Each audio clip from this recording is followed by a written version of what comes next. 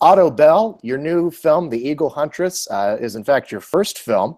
It's this amazing documentary. Tell us a little bit about what it is, what it's about. Thank you. It's the story of Ashilpan. She is a 13-year-old Mongolian girl. She's a nomad from the northwest of Mongolia, the Altai mountain region, which is the most remote part of the least populated country in the world. And perhaps more importantly, she is one of the first females in about 2,000 years of male-dominated history to hunt with a golden eagle. So this is an ancient tradition, predominantly carried out by men, of capturing food and fur to survive the bitterly cold winters out there with the aid of a golden eagle. In Mongolia, they have the largest species of golden eagle in the world. They're enormous, about a 7 or 8 foot wingspan, and they have for thousands of years been used to help capture food and fur to, like I say, to make it through these horrible winters. Mm-hmm. And I mean, she is, like you said, she's the first female in generations. I think like 12 generations or something like that. In her family, in her Wow. family, yeah. What attracted you to it and made you think this would be really good material for a film? Yeah, I was lucky enough to see a photo essay by a young Israeli photographer called Asher Svedinsky. He had stumbled upon her and taken some portraits of her training with her father's eagle. And I saw those, say, the day that the BBC posted it. And, I fell in love with the photograph. I saw that it had this beautiful backdrop of the Altai Mountains. It looked like a watercolor. And then it had this enormous sort of prehistoric bird. And then it had her, and she was smiling. She looked beautiful. She was dressed in this traditional hunting outfit, and I thought, God, that there's got to be a film or a story behind that. So I found the photographer through Facebook, and we had a Skype, and very quickly, we were on a plane to go out there and meet them. Mm-hmm. And did she take much convincing to become the subject of a film, or? No, actually, it's not like they're uncontacted or anything. Every year they kind of have, in the summer, they'll have some adventurous tourists who venture out there to take their photograph and spend a night or two with them and see how the nomads live. So they were used to cameras. They were used to people stopping by and being kind of interested in their lives.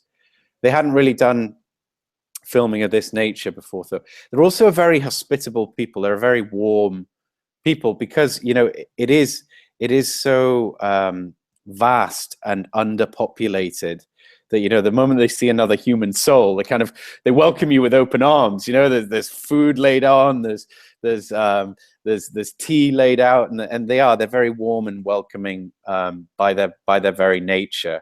So literally, I think the first day that we sat down, I was sort of floating the idea of making a film, and her father Agalai stood up and said, "Oh well, we're gonna go and steal an eagle from the mountainside this afternoon.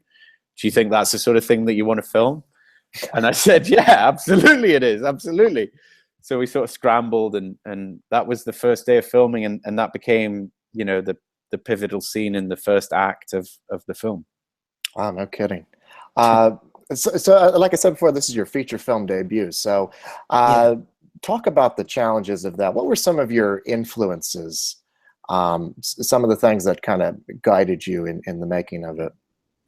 Well, I've been making a lot of commercial sort of short form documentary style pieces for a number of years.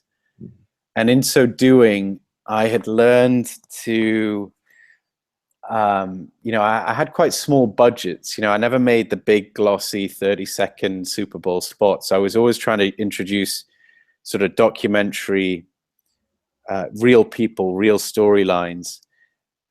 But with commercial clients comes a very high expectation in terms of polish, in terms of production standards. So I'd always been figuring out how to use a little bit of money and make it feel very cinematic.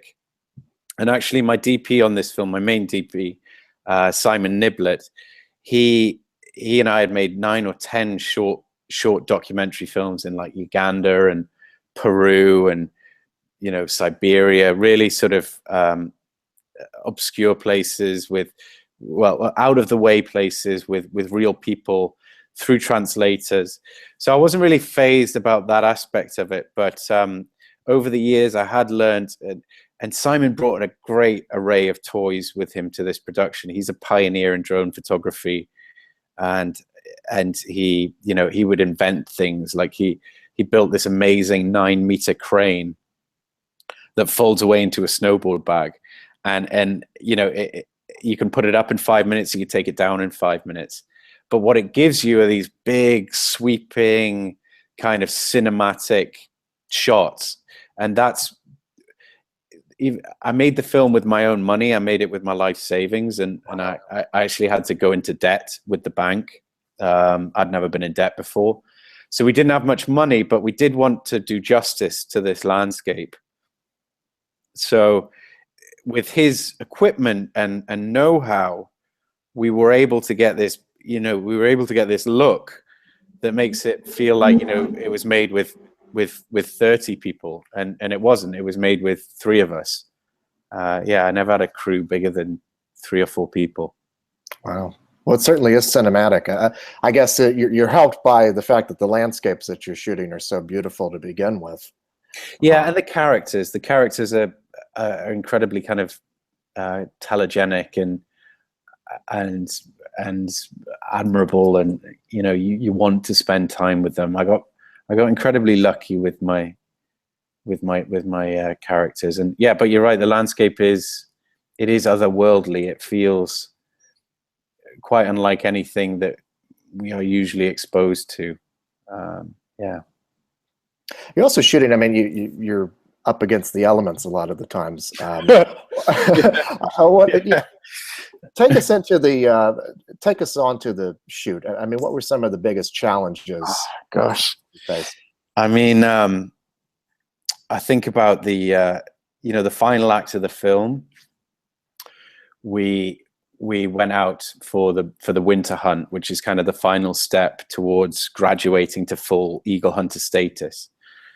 And Ashil Pan, she was determined to do it, and we just had to be there. We had to come along, and it was -50 degrees, and filming at that temperature, everything breaks.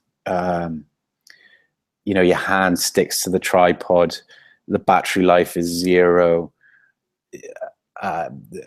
Nothing works. And we set aside 5 days to film that climactic sequence, and it ended up taking us 22 days because the conditions were just so ferocious. We had to wait until the sun came over the mountains, and it would warm up to like -20, -25, a cozy -25. And that was what we realized was like where equipment would start to work and LCD screens would perk up, and you'd get maybe 4 minutes out of a battery and things like that. So, but we were quite inspired by her and her father's tenacity. They just sort of plowed through this landscape and persevered. And it's quite hard to complain, or whinge when you've got, this young girl just forging ahead. So we took a lot of inspiration from them, from our subjects. Yeah. She is certainly determined. Tell us a little bit more about her. What do you think made her want to break from family tradition to become an Eagle Huntress? Well, her family supported her entirely, without question. It was more the community, the elders in the community, who initially they couldn't even fathom the idea of a woman taking on this tradition. And then latterly they kind of, gave a lot of excuses as to why she was being successful. And then ultimately, I'm happy to say, they've come to accept her. But no, her family was incredibly supportive. And I think the reason being is that is that she had always loved eagles. You know, her mother talks about her crawling over to her father's eagle in the corner of the yurt, the gur, as a baby. And after her brother was conscripted to the army, she took over a lot of the chores that her brother was traditionally handling, you know, that were deemed to be for the eldest boy in the household. They fell on her shoulders.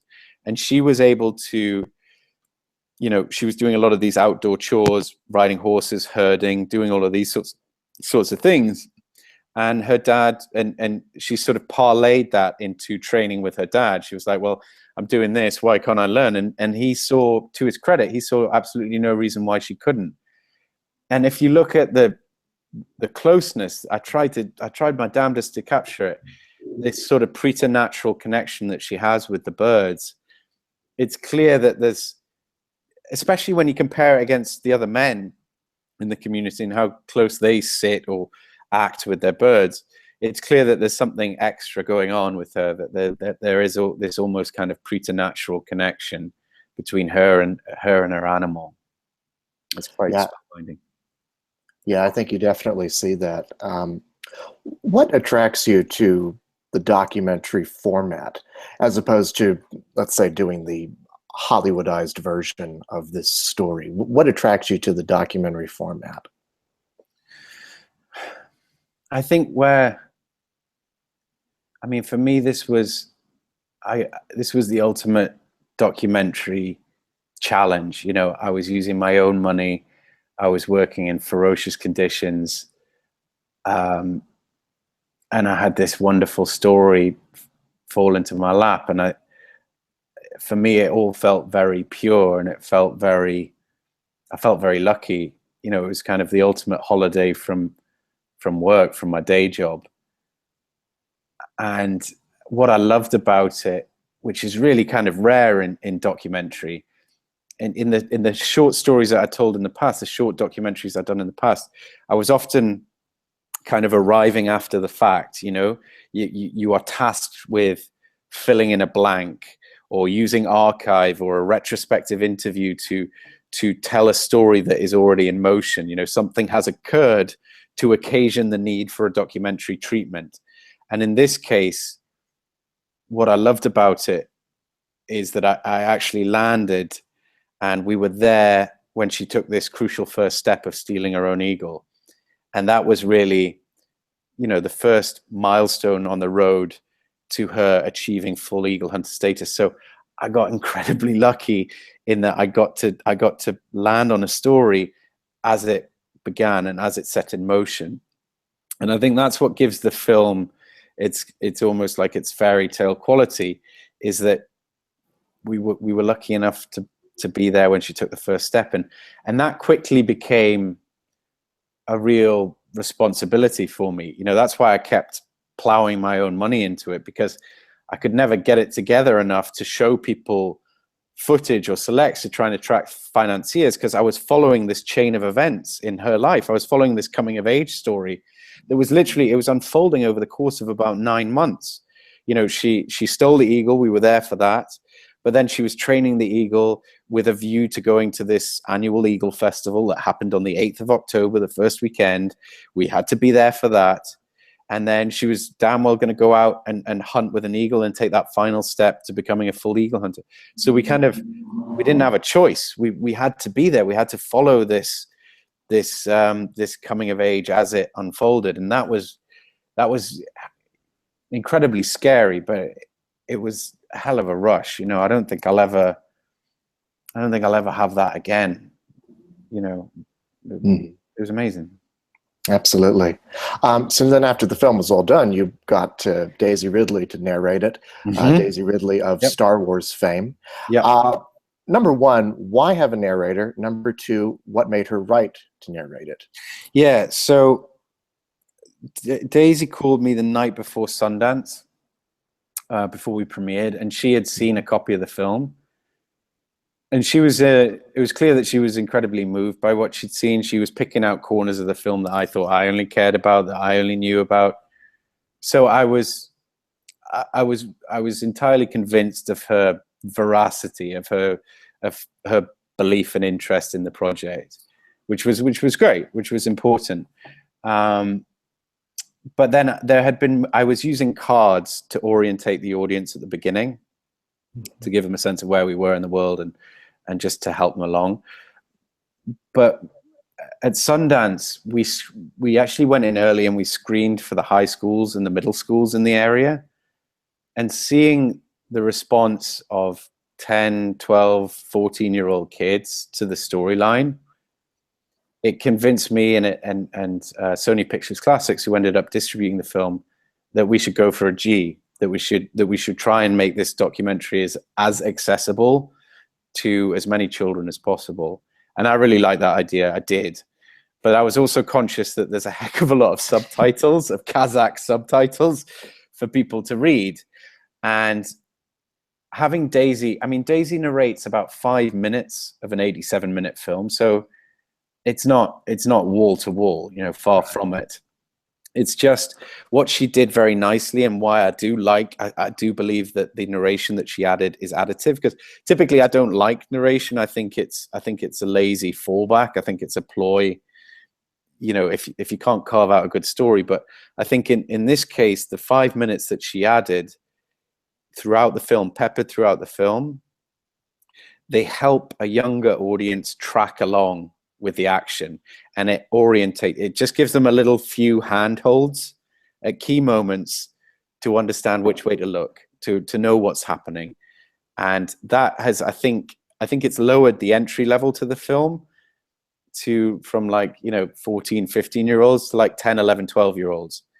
And I'd do it again for that. I think that's good, because the more girls and boys, but especially girls, the more girls that see this film, I think the better off we'll be. And especially with all this poisonous kind of locker room talk that is going around right now, I'm very glad that this film is coming out now, and with the message that it has for young girls to just do whatever they want to do, work at it, and you can do it, you can achieve it. And I hope the more folks that see that, the better. Absolutely. Well, it's a great movie, and congratulations on it. And thank you so much. Oh, thank you. It's lovely to meet you. Thanks so much. You as well. Bye now. Thank you. Bye.